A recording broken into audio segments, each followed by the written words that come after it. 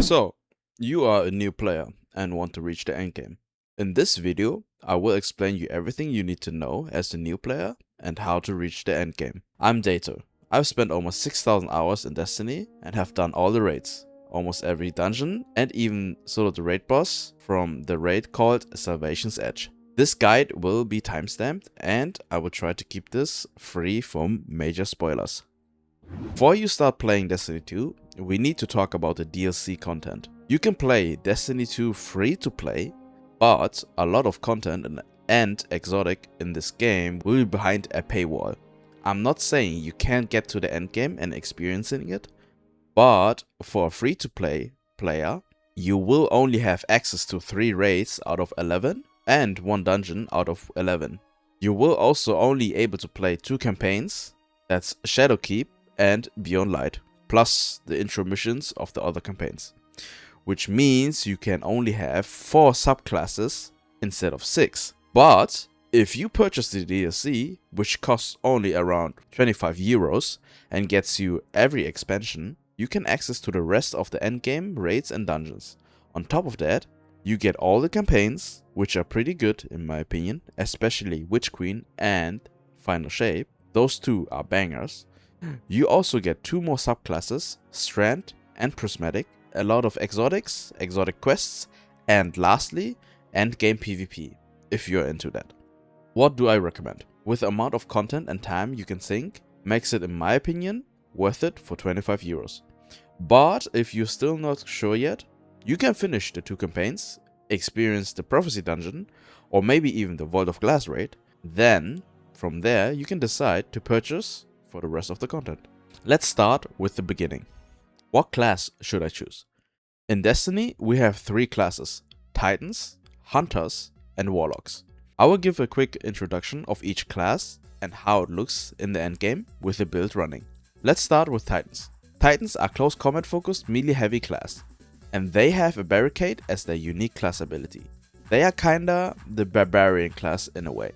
For endgame, in a team, they have one of the best DPS supers in a game, turning to a literal missile, or even a Beyblade. Titans also have utility supers like Twilight Axis to debuff a boss, or enhance your team's damage and blocking the enemy attacks with a Sentinel shield. Unfortunately, they do not have a reliable launch type movement tech.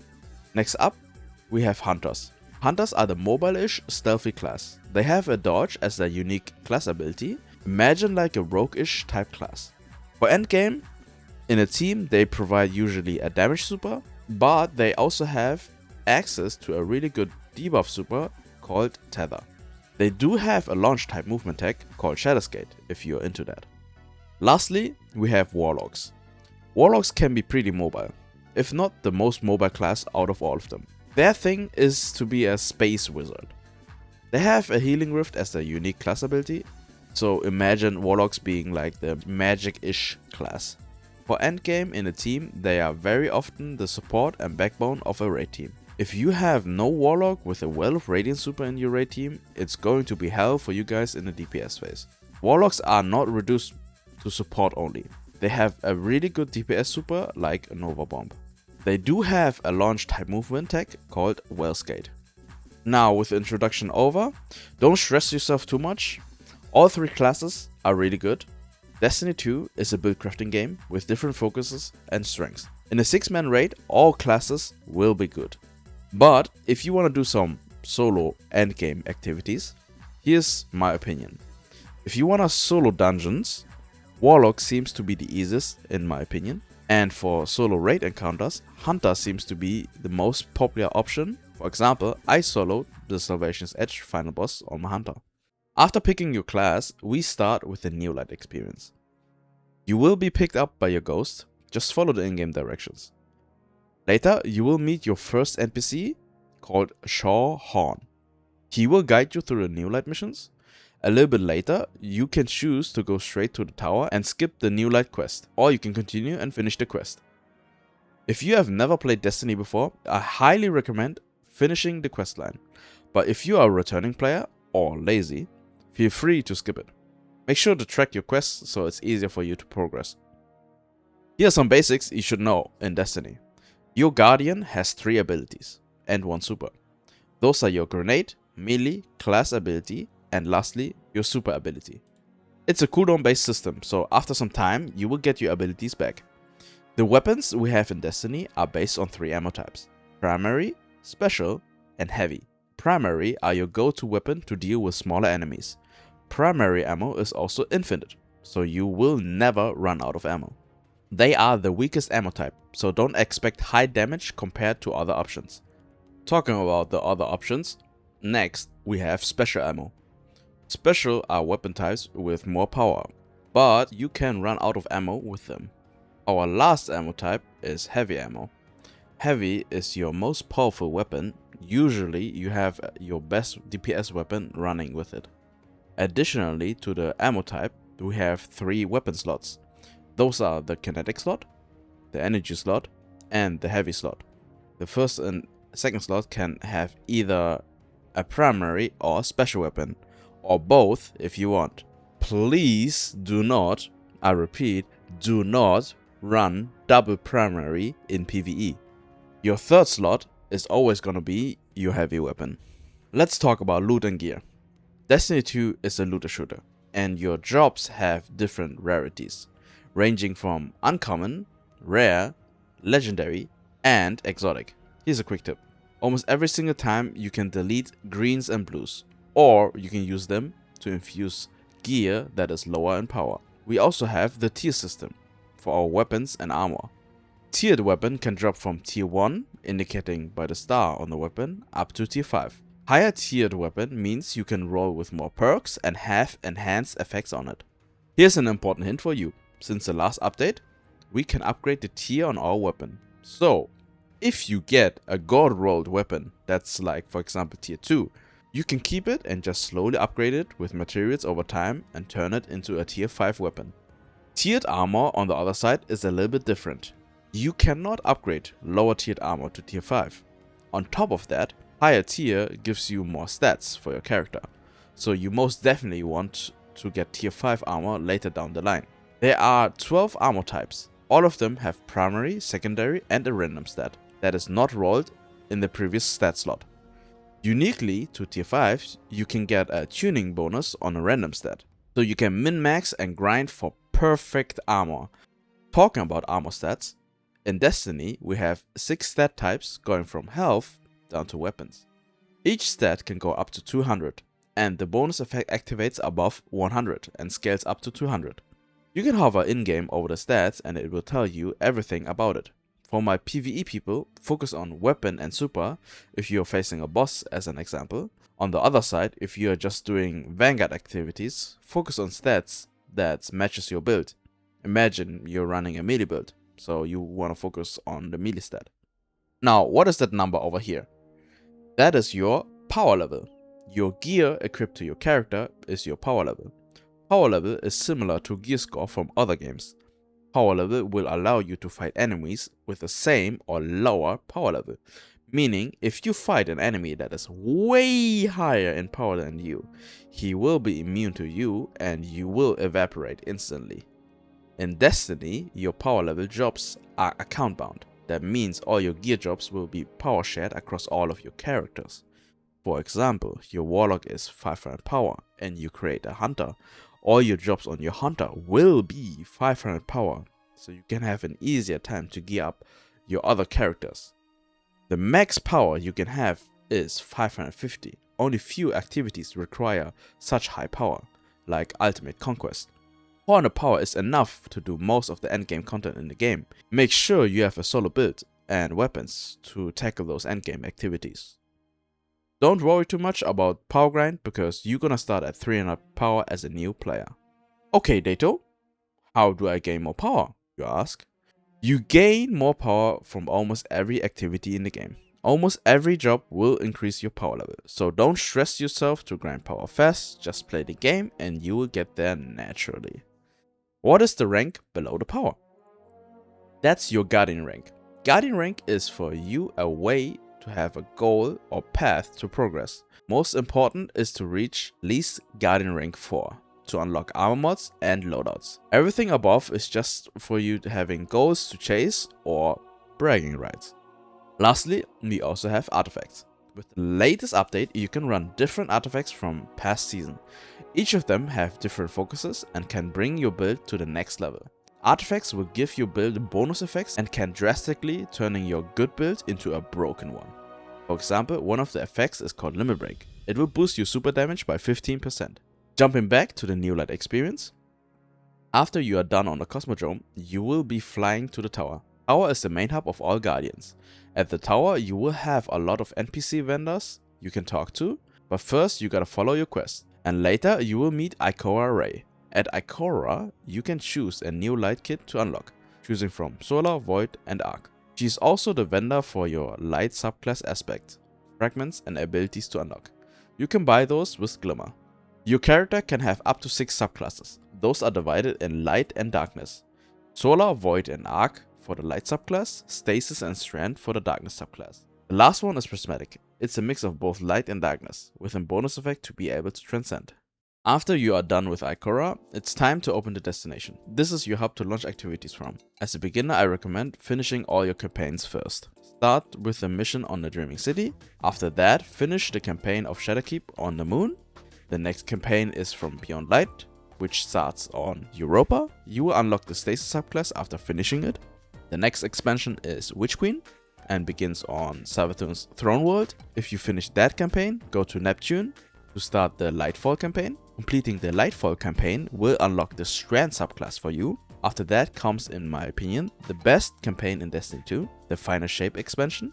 It starts on a Pale Heart. Doing it unlocks the last subclass called Prismatic.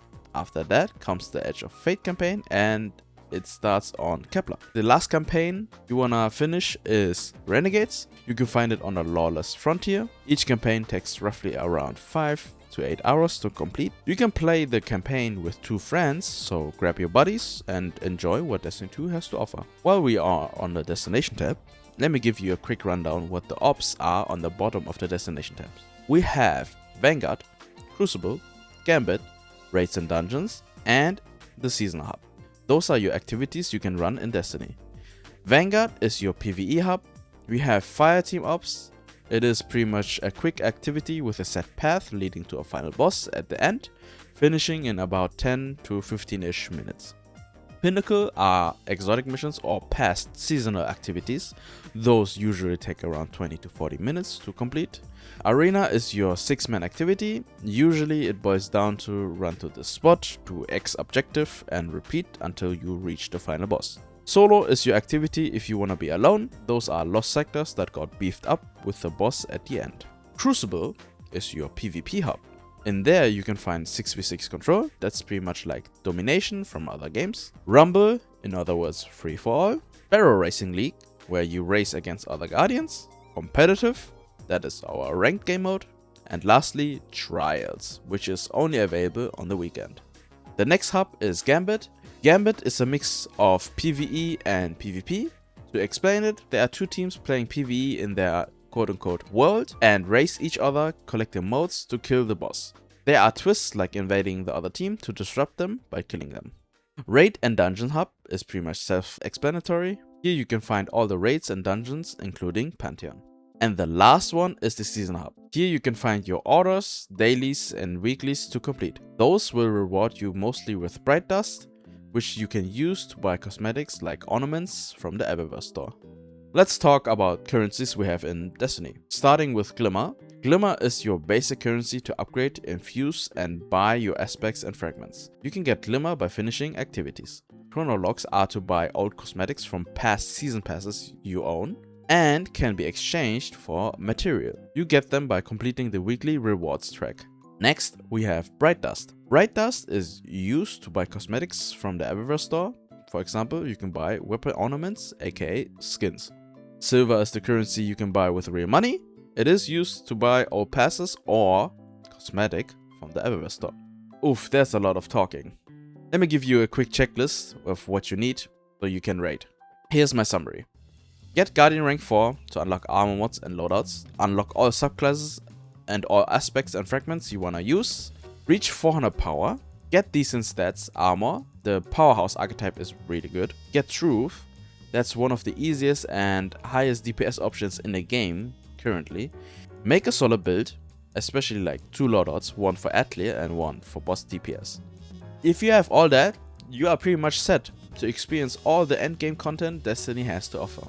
For ending the guide, I still have something to tell you about raiding that you might wanna know. Raids and dungeons in Destiny 2 do not have matchmaking. So in other words, you need to find yourself people running with you. Here comes 2 options you can use to find people. Option number 1, Fireteam Finder. We have an in-game LFG menu where you can post. You can find groups to join and together you guys can run some raids. Option 2 is using Discord. Personally, I prefer option 2. The Discord called Destiny 2 LFG, link in the description, is the one that I use the most. In there, you can find people post about raids, dungeons and more. And it's for me personally the easiest to find people to run with. You will also have a channel called Find a Sherpa. Sherpas are usually people teaching new players how to play the raid or dungeon. I highly recommend Sherpa runs if you are first timing or inexperienced in raiding. Before I forget, here are some important rules about loadouts and swapping in general. Changing subclass, fragments, aspects or super will drain you from all abilities. Changing melee, grenade or class will drain only that ability. Lastly, here's a D2 raid lingo lexicon for you, so you don't feel kinda lost and out of the loop you're joining a group. Join code here in bio means usually the Bungie ID, and how you join is pretty much you type in your chat /join and then the ID. LF means looking for, example LF3 or LF3M means looking for 3 more. LFG means looking for group. KWTD means know what to do. Fresh means starting from orbit or freshly launching into the raid. Sherpa are usually teachers or a teaching run. Let's wipe means everybody dies, so just rocket your feet or jump off the cliff. DPS or damage usually means the DPS phase is starting. Rally or flag means the raid banner, so interact with it to gain full ammo and abilities. Jumping puzzle is usually the parkour part between encounters as transitions. R1, R2, L1, L2 callouts are usually right 1, right 2, left 1 and left 2. Cleanse usually means remove the debuff, mostly a raid mechanic. Buff or rebuff means refreshing a buff, mostly also a raid mechanic. FTC usually means fireteam chat. CP means checkpoint, but please, for the love of God, type checkpoint. Send RR means send raid report. It's a website to check your raid clears, but those days are over. They are usually to gatekeep people. Kindergarten is a new player. Skate means a movement tech.